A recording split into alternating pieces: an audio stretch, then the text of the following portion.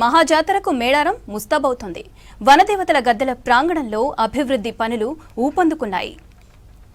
అమ్మవార్ల చరిత్రను తెలియజేసేలా ఆదివాసీ సంస్కృతి సంప్రదాయాలకు అనుగుణంగా పనులు చేపట్టారు అధికారులు. గద్దెల అభివృద్ధితో పాటు జాతర మొత్తం విద్యుత్ సరఫరా చేయడంపై ప్రత్యేక దృష్టి సారించారు అధికారులు.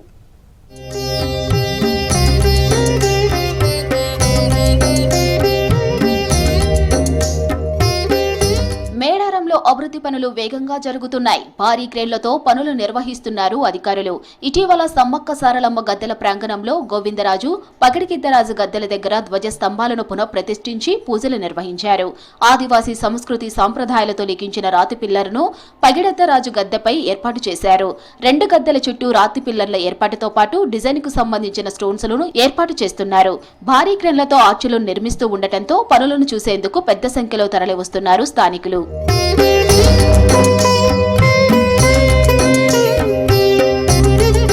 సమ్మక్క సారలమ్మ ప్రాంగణంలో ఆలయం లోపలికి వెళ్లే దగ్గర తోరణాలు, పిల్లర్లు నిర్మిస్తున్నారు. ఆలయం చుట్టూ భారీ క్రేన్లతో పిల్లర్లు అమర్చుతున్నారు. ఈ నిర్మాణాలతో పాటు భక్తులకు విద్యుత్ సరఫరాలో అంతరాయం కలగకుండా ప్రత్యేక చర్యలు చేపట్టారు అధికారులు. 12 కొట్టతో కరెంటు పనులు ప్రారంభించారు. తాడ్వాయి, మేడారం, కమలాపూర్, ఏటూరు నాగారం నుంచి విద్యుత్ సరఫరాకు ఏర్పాట్లు చేస్తున్నారు. 2 సబ్స్టేషన్ల సామర్థ్యం పెంచుతున్నారు.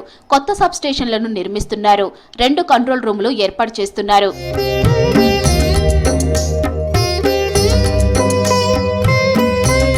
మేడారం టెంపుల్ ఏరియా మొత్తం డెడికేటెడ్ గా విద్యుత్ సరఫరా చేస్తామన్నారు ఎన్పీడీసీఎల్ సీఎండీ వరుణ్ రెడ్డి.